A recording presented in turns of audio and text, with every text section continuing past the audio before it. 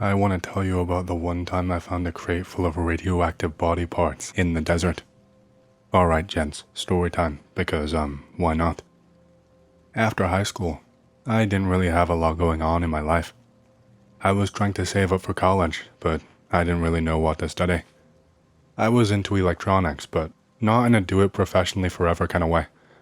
I was working a pretty shitty minimum wage job at a hardware store, and pretty much just played video games, drank way too much, slept, and occasionally tinkered with simple electronics, basic soldering, breadboards, etc. Nothing too fancy.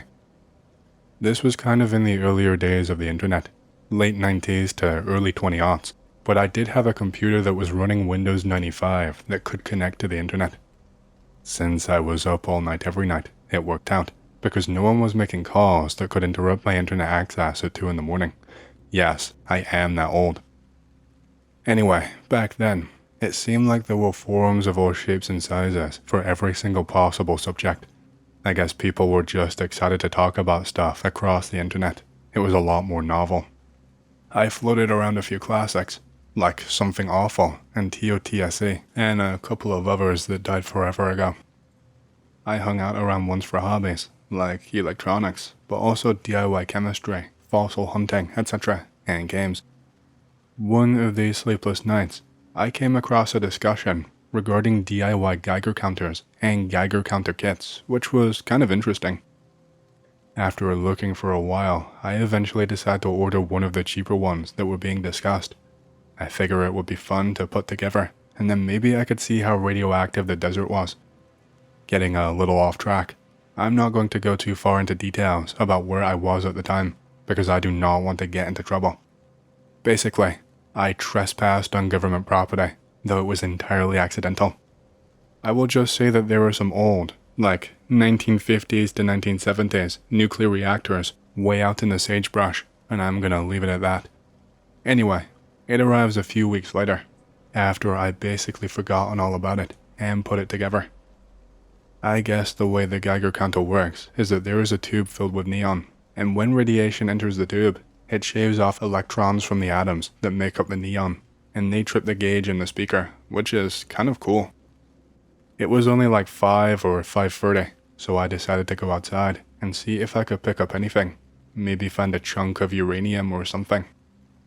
Unfortunately, nothing so interesting. I decided to go on a ride on the dirt bike that I had at the time while I was out and about before it got too dark. I had a few different paths I would take, and one of them ended up at a lava tube that went on for a couple of 100 feet. I didn't really know anything about geology or whatever. I still don't really. But I thought maybe I could find something radioactive in the cave, so I went that way, pretty much on a whim. It was about a 15-minute ride until this big hole came up out of the ground. These lava tubes can really open up pretty suddenly, hidden in the sagebrush as they are. I had this dinky little keychain light that I used to see. When I was at the bottom, I switched on the Geiger counter, and was surprised to see that it had already spiked. I can't remember exactly how much or what units of measurement, but it was higher than normal.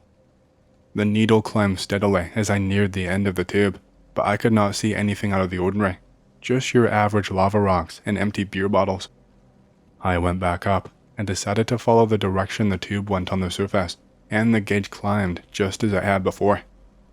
I kept going until I reached the edge of a little cliff, only about 20 feet, and the Geiger counter was clicking pretty loud. By this time, it was starting to get dark, so I decided to come back and investigate on my next day off, a few days later, on a Wednesday if I recall correctly. I remember the incident and figured poking around beat, drinking another 6-pack and playing Doom, although that sounds like fun right now. So I grabbed a few things I might need, like a little shovel, gloves, my Leverman, etc. I went back out to the same spot as before, and this time, I went around to the bottom of the cliff. I kept walking around, basically treating the Geiger counter more like a metal detector, trying to figure out which spots had the highest spikes. I found that if I went off in a straight line, the needle climbed a little bit higher, so I started hoofing it that way. Some 100 or so feet, I almost tripped on some rusty-ass barbed wire buried in the sand. I really did not think much of it. That sort of stuff is pretty common out in the sagebrush. Not too far after that, I came across what I thought at first was another lava tube, but upon closer inspection, I realized it was more of a shallow ravine, maybe 5 feet deep at the deepest, and 30 feet or so long. The dirt down there was almost completely free of any grass, moss, sagebrush, or any life at all really. At this point, my Geiger counter was maxed out. This did not bother me because the kit I had ordered was geared toward pretty low radiation anyway, meaning it wasn't all that hard to max out. The clicking was getting pretty annoying though, so I just switched it off. With a tiny shovel in my hand, I hopped down and began scraping around at the dirt, trying to see if the blade would hit anything other than the gravel. Eventually, I just started digging, occasionally switching the Geiger counter back on, only to see if it was still maxed out. Though as I kept digging, the clicking got louder. Some 3 feet further down, my shovel hit something that gave a dull thud. I spent some more time excavating until a 3 foot by 3 foot platform of wood was at my feet. Definitely very interesting. Obviously, whatever this was had been out here a long ass time, but the wood, even though it was worn, was still very tightly held together. I dug out around the sides, trying to pull out the whole chest or crate of whatever it was, but stopped when I realized it would probably be another hour or more of digging. The good news though is that while I was digging, I discovered that the wood platform was actually just a lid. I did not see a padlock or anything, so like anyone would do, I opened it up, using the shovel blade as a pry bar to lift it. I shined my light in and well, I could not really process what I was seeing. Like, my mind would just not accept it for several long seconds. Within the crate, nestled at the very bottom, was an assortment of bones, scraps of cloth, and bloodstains. The bones were not, however, bleached white as you would expect them to be. A lot of them still had bits of flesh clinging to them still. I guess I should specify that the bones were definitely human. It was a long time ago, but this is not the sort of thing that you would just forget. There was one skull, a couple of sets of hands, 3 femurs, and a number of finger bones. Oh yeah, and the insides were lined with lead. Now, I don't consider myself to be unusually intelligent by any means, but you don't need a PhD in nuclear physics to figure out what was going on, and neither did I. So I booked it out of there. I did not want to stay there longer than I had to be. I wanted to close the lid and rebury the thing, but ultimately, I did not want to risk spending any more time around that shit. Now, you are probably wondering, as I was, how the fuck these bones were not picked clean. Like I said, it was obvious that crate had been there forever.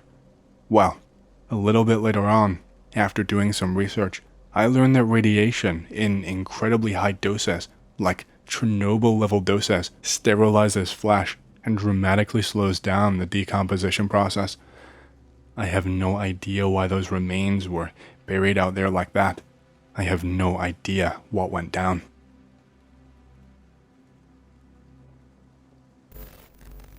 I was probably around 11 or 12 years old when this happened, and I went on a school trip to Olympic National Park in Washington. A couple of days go by. Nothing crazy really happened. I hike into the woods, kayaking on the Crescent Lake, staying in the cabins nearby. That's about all we were doing. We were all from the city, and most of the people did not really care about nature, but I'm a bit of a nature nut, so I always took part in the optional activities. One night, I think the second to last night that we were there, the optional activity was to do a night hike. It was one counselor in front, me, and maybe 9 or so other kids.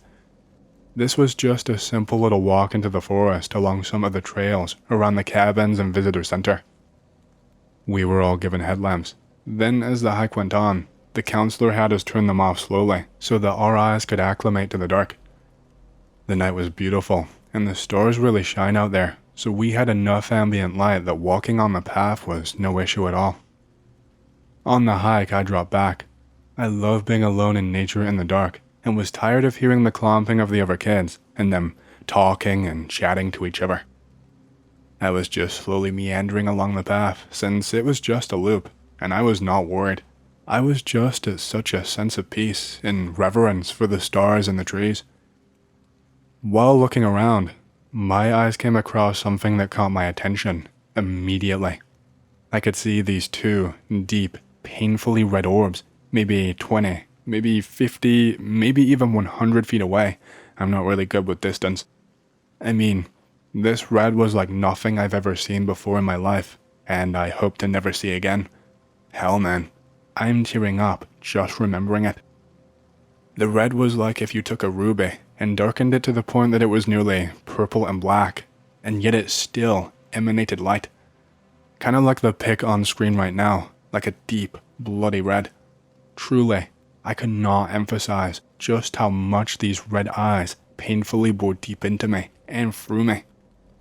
I stared at those eyes, transfixed for what felt like ages. I was way too scared to move. I was unable to really comprehend anything other than this deep, primal feeling of fear. I remember that there was a barbed wire fence going around the area to keep the wildlife away from dumb kids, but upon seeing if there ever was, I do not think that this is the case. I mention that, as I always got the feeling that with those eyes, this thing was sitting on that fence, but if there was no fence, then maybe it was in a tree?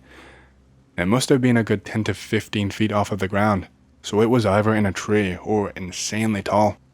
But that is me adding detail, not based on memory. I don't really clearly remember that part. I was only able to finally look away when the counselor came back and kinda shook me. Apparently I was not responding when he called my name, when he doubled back a few minutes after I dropped back. By the time it took me to look at him and then look back at the eyes, they were gone, but that feeling of dread and fear still remained. The rest of the hike was pretty uneventful, and we got back to the cabins a short time later. I fitfully drifted off to sleep. I tried playing it off as some other counselor screwing with us kids or something. Later that night, something slammed, and I mean slammed full force into the exterior of the cabin, right next to where my head was. This was loud enough to wake up everyone in the cabin. There were 7 other kids, not including me, and it startled all of us awake. What's extra weird is that I was on the top bunk, and these cabins had some extra ground clearance in case of flooding due to heavy rain, and so the wood did not rot like crazy. So where my head was, it actually would have been pretty high up compared to the external ground level. Not like it was a bear or some shit. Imagine how compact the sound and reverb is when you slap a wall. Kinda like that, but with the force of a moose charging it in such a compact spot. I fell out of my bunk, and then after hitting the ground in the cabin, there were 2 more of these slams against the wall where my head would have been had I still laid in bed. All of us kids are freaking out now, but the noise finally stopped. We all tried listening for grunts or breathing or twig snapping or leaves just to get an idea of what happened.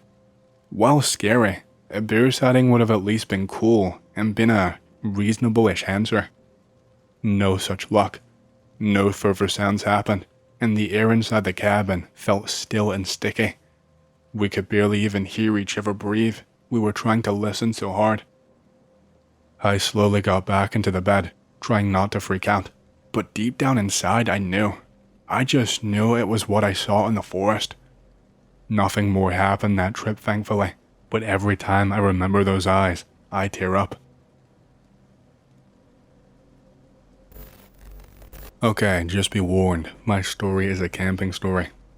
I was 19 years old when this happened in NY.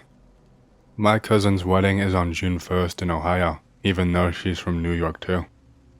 Since my brother is moving out to California, we all decide to drive there. Then brother, myself, and my dad will road trip with him the rest of the way there, while my mom and grandma fly back. This is important later. So we head out to Dayton, Ohio, with brother, parents, and my grandma. It's about a 13-hour trip. The ceremony is in a very traditionally conservative Protestant chapel. Once that's all done, I sit out in reception. I get back to the hotel with everyone. I feel like venting.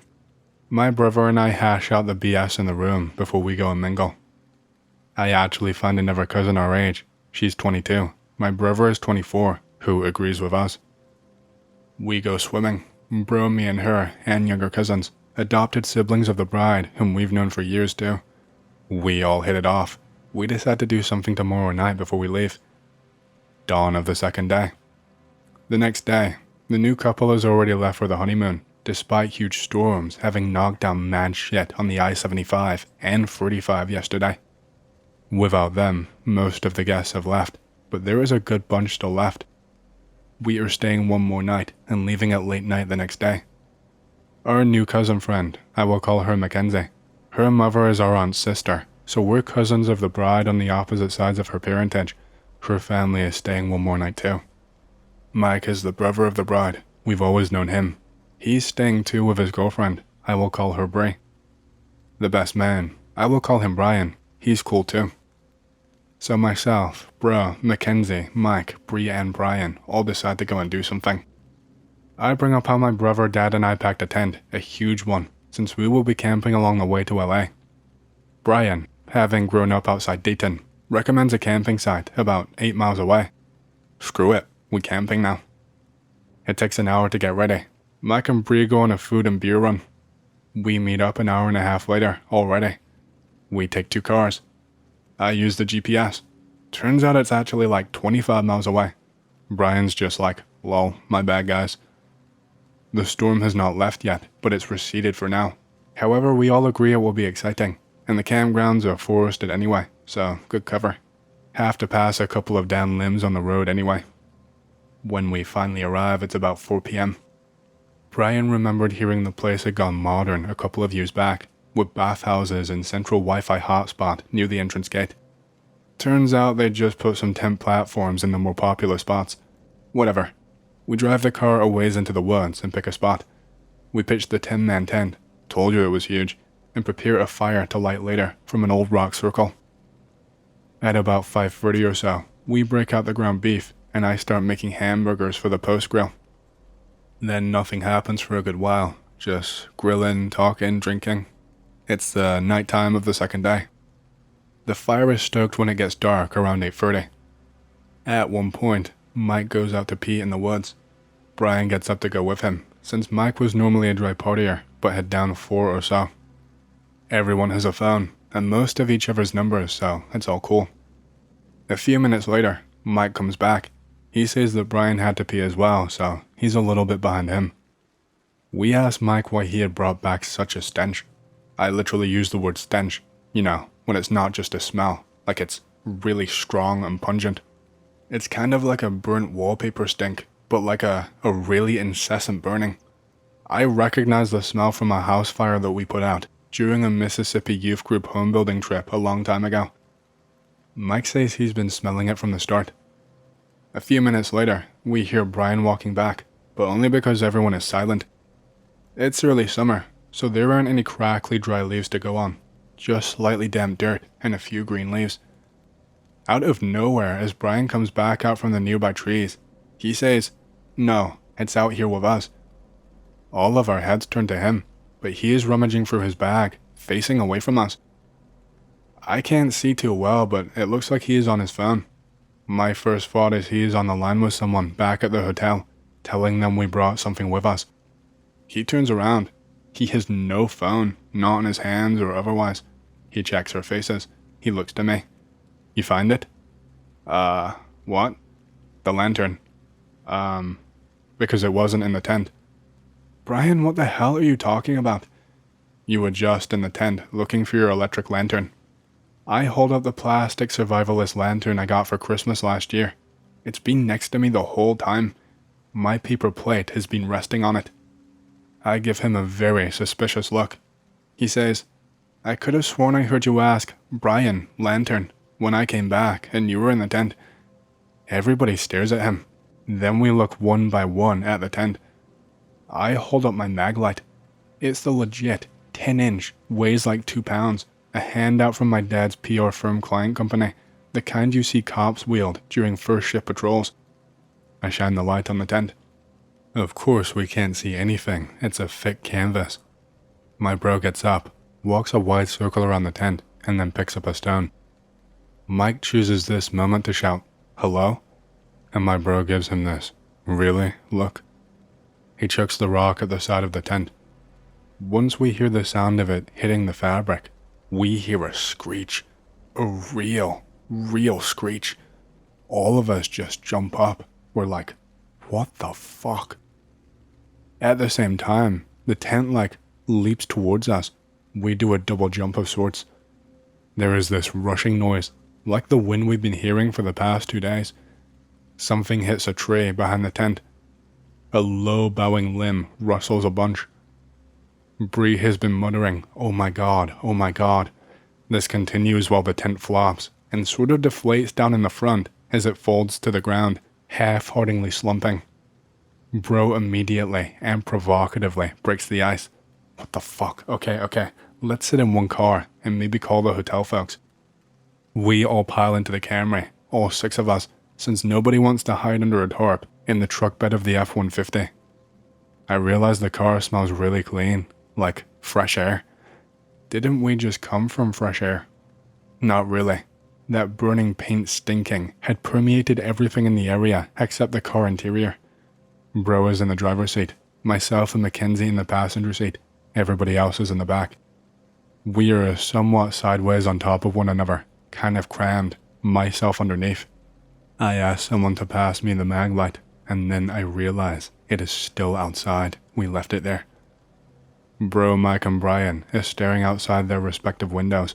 Bro and Mike are on the phone. Bree is in the middle seat in the back, hands over her ears. Her phone begins ringing. Mike is like, oh shit, sorry guys. I thought I hit the call button. I thought I last called my dad. It was Bree though. He is interrupted by Brian saying, shh, look at the fire. I can sort of see, craning my neck back and looking out the backlift window. I can see this hunched over humanoid sitting on the far side of the fire.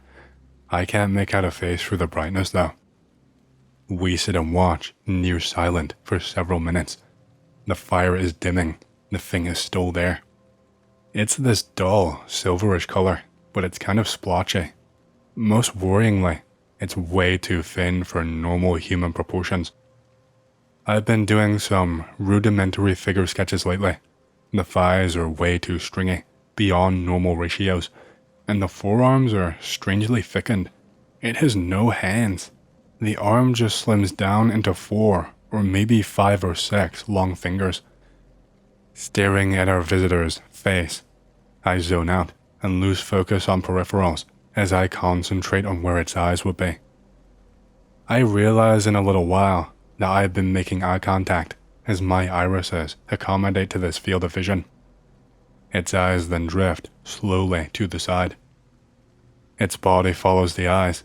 It does this scuffling, half roll, half stumble into a stand crouching position with its arms/fingers grabbing its thighs and shuffling. That stink, the burning paint sort of odor, it begins to seep into the air again, even now, inside the car. The thing stops moving. It slumps down. It sits again, facing away from us. Oh, come on. Mike, genius as he is, chooses this moment to act once again. He gets out from his side. I'm like, Mike, what? No. The thing's head shoots sideways. He pukes. I'm still not sure if it was the alcohol and sudden movement or the sight of the face turning toward him. The thing opens up its mouth like a scowl. Its eyes shrink. And then it mimics me. It says, Mike. As it trails off, it's turning around. It immediately begins to scale a tree. Its feet latch onto the bark first, then it swings its hands up and shoots up into the darkness. We decide to use this moment to scramble outside. Mackenzie falls out of the car. The keys drop on the ground. She's frantically pawing the ground in the darkness. Bree grabs her by the shoulders and hauls her upwards. In retrospect, quite impressive, considering how small she was. I see the keys, grab them, and then yell, I've got the truck. Brian ends up in the cab with me, everyone else in the Camry. We peel out. Except not really, because it was dirt and a patch of damp wood chips, and we had to turn the vehicle toward the path.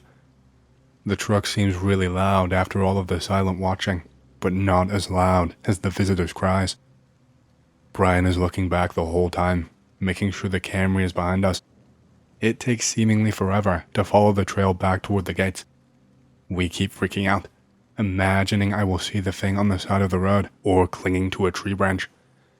But I have to keep it kind of slow. The trail gets really narrow at parts. I can't risk being stranded here.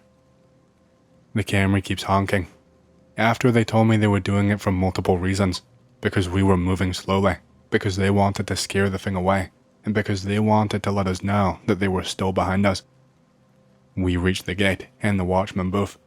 He says, "We are about to head in there. Heard a lot of honk. We're going. No thank you. Stay inside," or something stupid like that. They probably had no idea why these East Coasters were so easily spooked. We get back on the 45. Luckily, all of the tree limbs have been removed by now. It's around 2:30 when we get back to the hotel. My bro and I had our own room, so we all go back to that one. We close the curtains, deadbolt the door. Everyone falls asleep. Some are on the ground. The third day arrives. There is no way we can just explain away why we need to go back to the campsite and pick up our entire tent and most of our stuff. So we just go and do it before we even see anyone or eat any breakfast. It's probably around 7:45. We come to the gate. There is a new watchman, but she heard about the night earlier and asked if we were the folks who bolted like pussycats. That's us. Well, did you forget something? Yeah, pretty much everything. Heh. Sure you're okay now? Should be. We find our site. I have forgotten just how far into the woods it really was. Then, okay, what the fuck? The fire circle is covered with dirt, but kind of shoddily. Like if you asked your 5-year-old son to kick some dirt onto it. The tent, however, is totally neat and pitched up again.